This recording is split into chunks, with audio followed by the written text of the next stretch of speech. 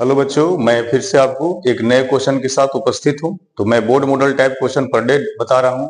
5 number का question है। तो आज मैं बायो सावर्ट नियम पर विचार करने वाला हूं कि बायो सावर्ट का नियम क्या है। ये चैप्टर नंबर 4 से क्वेश्चन को रखा गया है, वीवीआई क्वेश्चन है। तो क्वेश्चन क्या है, तो बायो सावर्ट का नियम क्या है।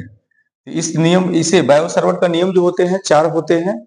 तो चारों नियम को बारी बारी से हम लोग देखेंगे और उसके बाद उसका एक इक्वेशन निकलेगा मैग्नेटिक फील्ड का, जिसको चुंबकीय क्षेत्र कहा जाता है। तो चलते हैं, क्वेश्चन लिखना है कि बायो सावर्ट का नियम क्या है। नियम क्या है, इससे चुंबकीय क्षेत्र का व्यंजक को प्राप्त करें। ये सवाल है। तो ये सवाल को हम लोग बनाएंगे, ठीक है। तो चलिए बनाते हैं। यहां पर एक ऐसे इस तरह से ऐसे लंबाई का डेल्टा एल लंबाई का एक ऐसे लंबा तार खींचते हैं। इसमें आई धारा का प्रवाह होता है। धारा प्रवाह होने से इसके आसपास चुंबकीय क्षेत्र उत्पन्न होते हैं। यह डेल्टा बी है चुंबकीय क्षेत्र आर दूरी पर, और इधर भी ऐसे डॉट लाइन से चुंबकीय क्षेत्र ही होता है। क्योंकि ओस्टर ने बताया था किसी भी धारावाही चालक तार में धारा का प्रवाह होने से चारों तरफ उसके चुंबकीय क्षेत्र उत्पन्न होते हैं। यहाँ पर ये कोण बन रहा है थीटा। तो यहाँ पर पहला क्या है कि चुंबकीय क्षेत्र ये 4 कारकों पर निर्भर करता है ना। चुंबकीय क्षेत्र 4 कारकों पर निर्भर करता है। ये आपका आंसर में हो रहा है। पहला कारक का क्या नाम है, तो पहला है चालक की लंबाई पर ये ऐसा लिखाएगा डेल्टा बी सीधा समानुपाती डेल्टा एल। सेकंड में क्या होगा कि प्रवाहित होने वाली धारा पर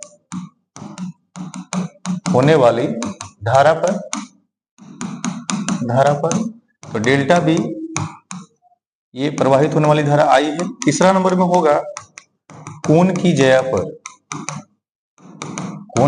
जया पर तो डेल्टा बी सीधा समानुपाती साइन थीटा होगा। और 4 नंबर में कि बीच की दूरी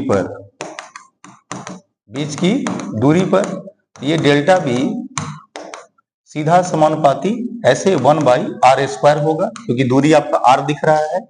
अब ये सभी समीकरण को लिखा जाएगा। सभी समीकरण को मिलाने पर, तो बच्चों चारों समीकरण को अगर मिलाएंगे तो मिलाने के बाद क्या होगा, ये देखिए पहला समीकरण है, ये दूसरा है, ये तीसरा है और ये चौथा है। चारों समीकरण को जब आप मिलाएंगे तो देख रहे होंगे सभी में LHS डेल्टा बी है। तो आप डेल्टा बी लिखेंगे, यहां लिखा जाएगा डेल्टा बी और सीधा समानुपाती लिखाएगा डेल्टा एल गुने आई साइन थीटा बाई r²। यहाँ समानुपाती का जब चिन्ह को हटाते हैं तो यहाँ बराबर का चिन्ह लगता है, एक यहाँ पर स्मॉल के कांस्टेंट लगता है जिसको नियतांक कहा जाता है, और delta L into I sine theta by r² हो जाता है। स्मॉल के का वैल्यू होता है म्यू नोट बाई 4 पाई। बच्चों म्यू नोट क्या है, चुंबकशीलता को कहा जाता है। किसको कहा जाता है, चुंबकशीलता को। ये चुंबकशीलता आपका है।